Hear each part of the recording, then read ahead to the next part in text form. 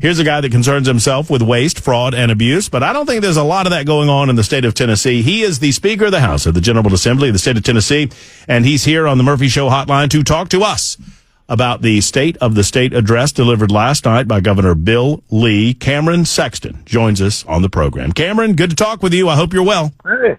Thank you, Matt. I am. I'm doing well. How are you? I'm great. We joined in progress. We call that jipping. We jipped a little bit of the governor's remarks from last evening. Obviously, was it just me? And I'm not taking anything away from the remarks. A lot of important stuff, and I'm not trying to diminish any of the things that were talked about in last night's State of the State. But it feels like such a big thing was accomplished even before the State of the State. That big Education Freedom Act lift that was obviously a signature move by the General Assembly accomplished in the special session. You know what I mean? Yeah, I agree. I mean, look, I think it's going to have a different look this session with that off the plate and moving forward. And look, today I had parents up here talking to me about education from all over the state, and they agree with choice. And I think people want the opportunity, so I'm glad that we've got that past us and we're able to move on and do other things and not just focus on one issue. What were your without leading you in any direction? I've got a number of issues I want to talk to you about, but let me ask you this, Mr. Speaker. What was your big takeaway from the speech? What is the one or two or three things that you would point to say, hey, these are things that I think I like. Not only do I like, but I think the House is going to appreciate quite much. What are the items? Well, look, I think one of them, I don't think it gets talked about enough, is about child care accessibility and affordability. So I think the governor addressing with the Boys and Girls Club, also with the benefits cliff, that's definitely an issue for someone who is looking to take a pay raise or a different job that pays more, the limiting aspect of that. So solving that issue, I think, is very important. The workforce development and what he's wanting to do there, which I think will set our state on a higher note. And then, you kind of look at the nuclear investment, which is huge for our state, instead of going to, things like the normal nuclear, like Watts Bar and what those look like, a smaller module type of thing, which is very beneficial, more efficient, setting ourselves up for the future of energy. We have to have that. I think that the Duck River, trying to provide water into Murray County and such, where they're having issues trying to provide more infrastructure. So I think what you saw in this speech was a more long-term focus into infrastructure that will help our state and to help our families continue to move on and do great things. I was not aware, as everyone knows, I'm just 3 years into the state of Tennessee, so it takes a little while to, get up to speed on some of these things. I was not aware how intimately involved the state was in the formation of nuclear energy. Oak Ridge, obviously, so instrumental in the history of the United States of America and history of nuclear power, ultimately. And I knew that there was nuclear power in the state, but I did not realize the history of it. And I was proud to see it last night. I believe it is the future of energy across the United States of America. I think that we see, if there's one thing you can say that France does well, is they do small nuke well in terms of energizing their population, with, electricity and whatnot. And I love seeing that the state of Tennessee can continue to be on the forefront there. Do you think that the legislature will agree with the governor's initiative? Obviously, I think you do, Cameron. Yeah, I do. We're looking for a clean, efficient alternatives. Nuclear is the clean, efficient alternative. And the new technology, you don't have to build the nuclear power plants of the old. You can do it a little bit differently. And look, there's also a company in Oak Ridge that's looking at electrical aspects and using a different type of technology that's nuclear, but as well for other types of aspects that they were in here a couple of weeks ago talking about. They're on the forefront. They're about 2 to 3 years away from that. And so there's the partnership with Oak Ridge, with TVA, Department of Energy, I think has put Tennessee in a great spot to be a leader in energy. Speaker of the House Cameron Sexton with us discussing his reaction and the House's reaction to the governor's State of the State address last night. Infrastructure is just not a real sexy topic until something disastrous happens. I don't say that flippantly.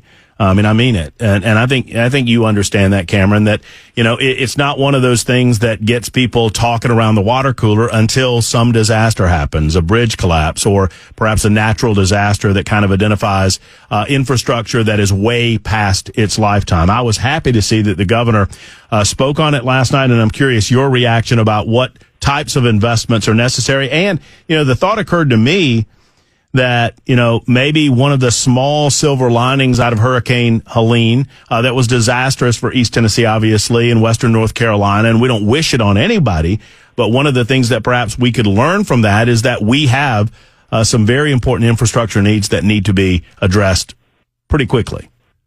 Absolutely. Look, you're right. It's not really sexy until it affects you, and it's not really defined as sexy. It's defined as a crisis. Right. And so if your water pipes constantly bust because the pipes are too old and they can't hold the pressure, that affects you adversely, and that's going to make you mad. If you're having electricity problems like in Texas, where you're having to turn off power every so often to preserve it, that's an issue. Or if you're driving on roads and there's congestion, that's a huge issue. And so trying to stay ahead of those issues in the state does take a lot of money. That's why the governor put $1 billion towards TDOT again this year to help us with infrastructure on roads.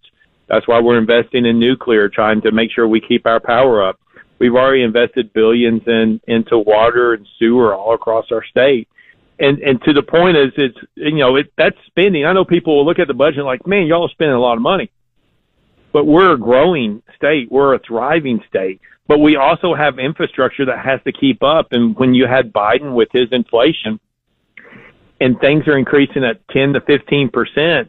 We had a road that would, a building at UT Knoxville that if it was done 2 years ago was $120 million. Today it's $190 million. And so those costs are real. They're real to the people who are listening to this, but it's very real to the state of Tennessee too, as we're trying to improve our infrastructure and other things throughout the state.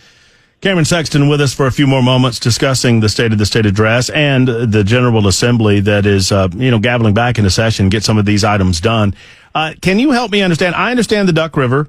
I understand that it's a vital source of water for many residents in Middle Tennessee, and obviously it is an incredible resource for the state beyond just water capacity, but $126 million sounds like a lot of money. Help me understand this.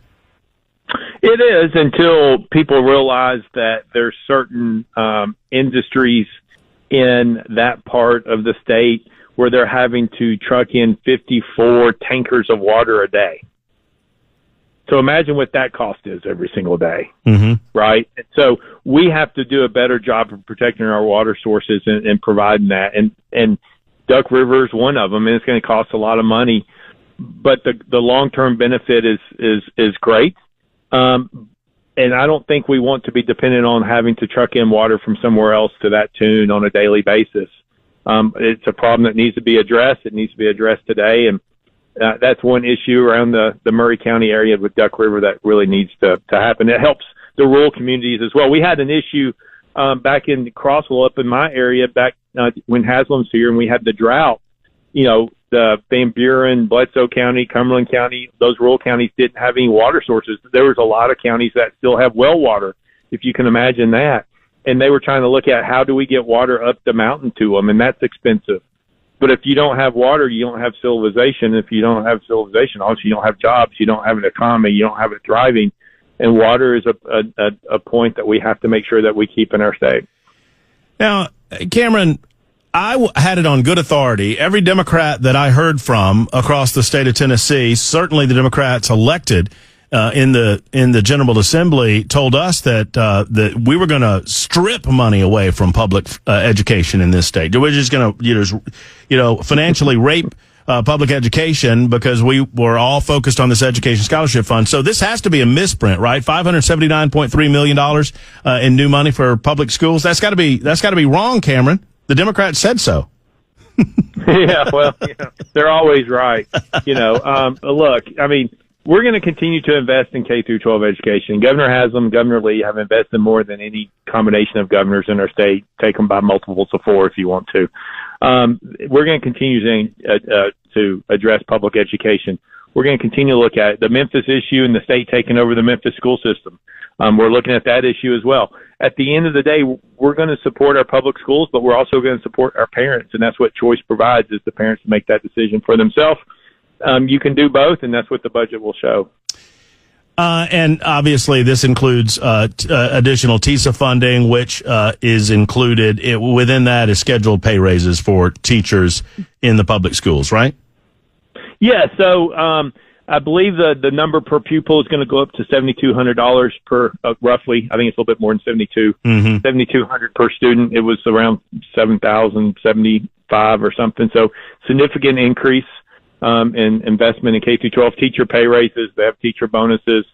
I think there's some health benefits in there as well. Also, more funding to complete TCATs in our state, which is vitally needed in all aspects of our state as we continue to try to move forward. I want to circle back to the issue of energy, because a couple of people on our super text line have asked this a similar question, and I don't have any knowledge on it. I don't know if you do, Cameron, but is Cameron aware that the president of Middle Tennessee Electric, they have a plan to shut down coal-fired plants, and there's a concern that we don't have supply ready to take its place? Are you aware of that subject? I'm not aware of anything being shut down, but what I do know is nuclear is a much better option. You still need to have coal on the backside as well. I mean, you need both. You can't just be dependent upon one. And when you look at the histories in Europe, when they shut down coal, they had no other options. And so now you have foreign countries controlling their electrical output on what they can do and not do. So I'll look into it, but you need to have all aspects. You don't need to be continuing to shut down everything and just be relying on one energy source. Finally, last night, and I don't want to make a big deal out of it because I don't think it was a big deal, you had some Democrats choosing to walk out. I suppose that is their right to decline to listen to the supermajority, the governor's office, and then obviously the supermajority sitting there listening as well. But and what I was amused by, Mr. Speaker, was they didn't seem to know why they were walking out. When asked why they were leaving, they said that they were protesting the special, or they just don't like the direction that the governor wants to take the state. Do you understand this, and do you have any thoughts or comments on it?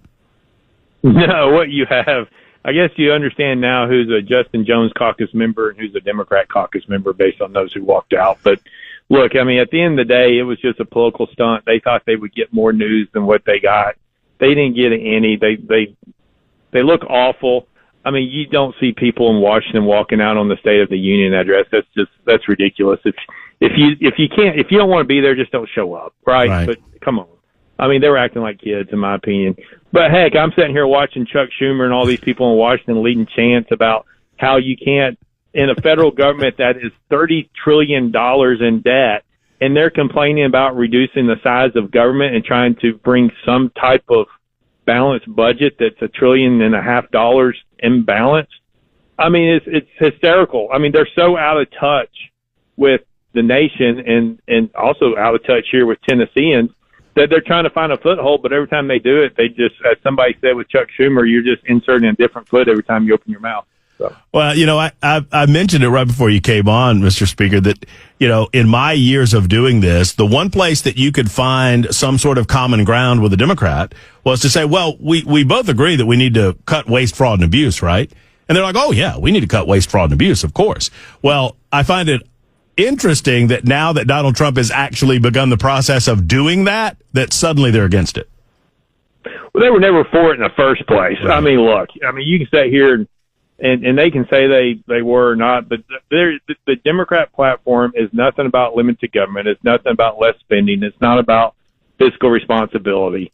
That is not what they're about. The Washington have shown it. You've seen it with the Tennessee Democrats. They complain all the time when we cut taxes. And they won't vote for our budgets, which is fine. We don't need their votes, and it just shows that they're being indifferent to the taxpayers of Tennessee. But that's who they are. So, you know, I mean, at least it's starting to shake out. Now it's very clear that they weren't for any of those things that they tried to say they were.